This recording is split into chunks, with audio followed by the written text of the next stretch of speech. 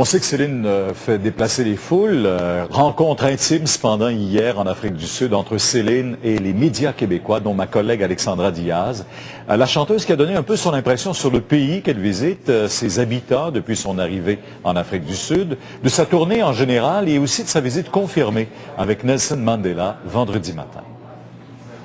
Moi, j'aimerais savoir tout ce qui s'est passé par la tête en débarquant de l'avion jusqu'à ce moment, tout ce que tu as constaté qui est différent, tout ce dont tu as pu t'imprégner. Une grande sensibilité, une fragilité, une grande émotion.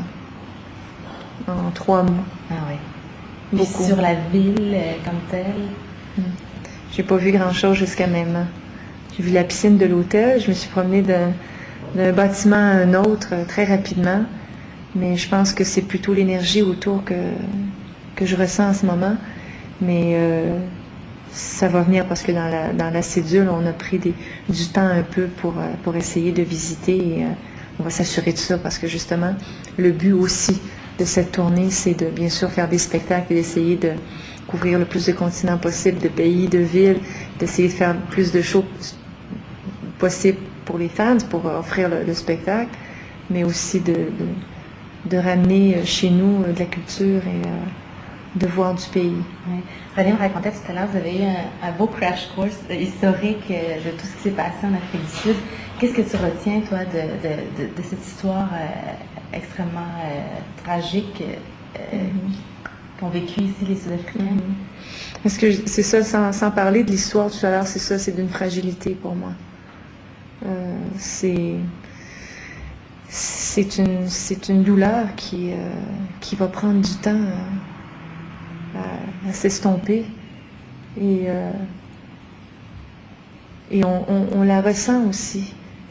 Mais les gens d'ici ont une façon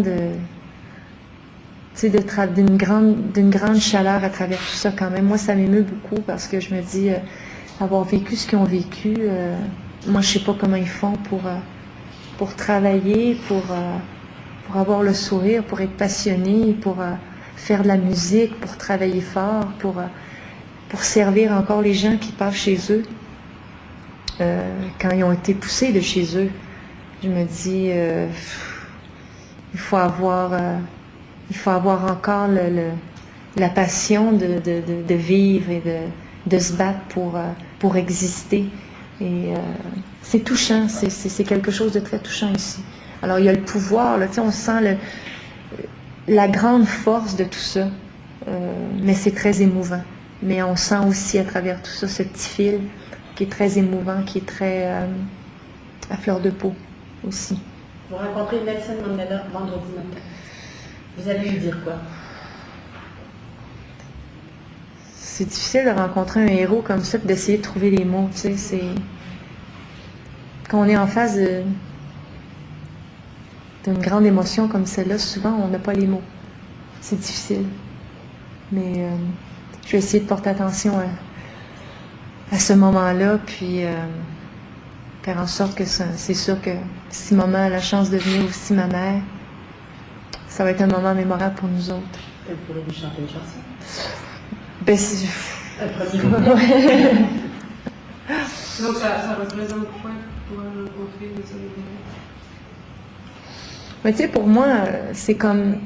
Tu sais, c'est comme... Nelson Mandela, pour moi, c'est comme s'il y avait quelqu'un qui a un cœur de mère. Tu sais, une mère, ça veut se battre pour tout le temps. C'est tout devenu important. On a envie de se battre puis d'aller jusqu'au bout des choses pour nos enfants. Puis pour moi, M. Mandela, c'est quelqu'un qui a su garder son cœur d'enfant, finalement. Et puis, il s'est pas battu juste pour ses enfants à lui, mais il s'est battu pour ses enfants, à lui, son pays à lui. Puis il va toujours se battre pour ça. Même si ça va prendre du temps, même si ça prend du temps justement à cette guérison, c'est incroyable, incroyable ce qu'il a fait, ce qu'il continue de faire. Se battre pour la vie de son pays finalement. Alors c'est un héros, c'est un âme d'enfant, c'est un cœur de mère et c'est un homme fort. Alors je pense que c'est la personne qui représente l'humanité en tant que telle. Puis de rencontrer quelqu'un comme ça ne nous est pas donné. Il n'y en a pas beaucoup. Est-ce qu'il y en a d'autres?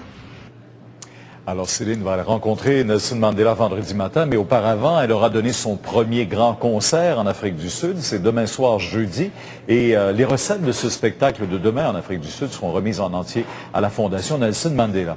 Alors, il y aura aussi une partie des recettes des autres spectacles présentés en Afrique du Sud qui sont aussi versés à la Fondation Nelson Mandela.